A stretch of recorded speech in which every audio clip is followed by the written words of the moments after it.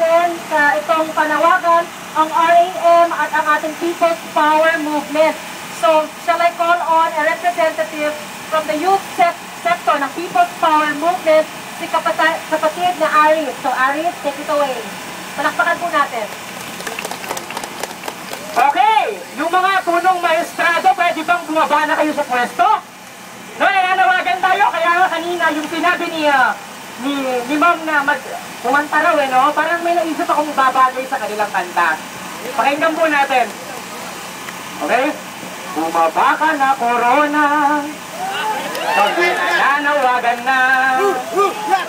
Umalis ka na sa pwesto. Palitan na ng iba.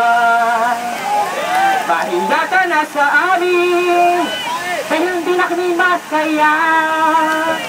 Kung ako sa inyo, bumaba na kayo kesa ma-impeach kayo.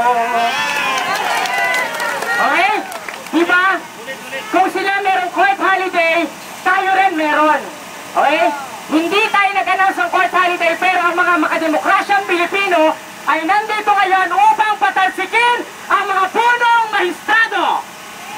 Ako po ay galing sa Cavite, from Pagbabago People's Power Volunteer Group, NGOs po, from Dr. Charles Yu.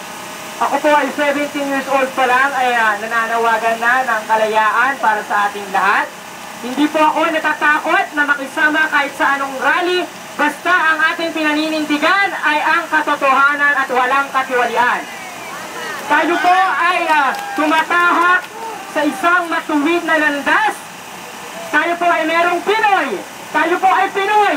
Hindi po tayo Corona Royo.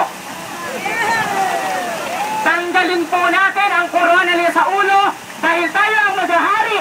Maghahari ang katotohanan kesa sa baluktot. Ang ganda naman po ng inyong inyong mga tarpaulin. Pwede po bang pakisabit natin dito mamaya kung papahintulutan tayo?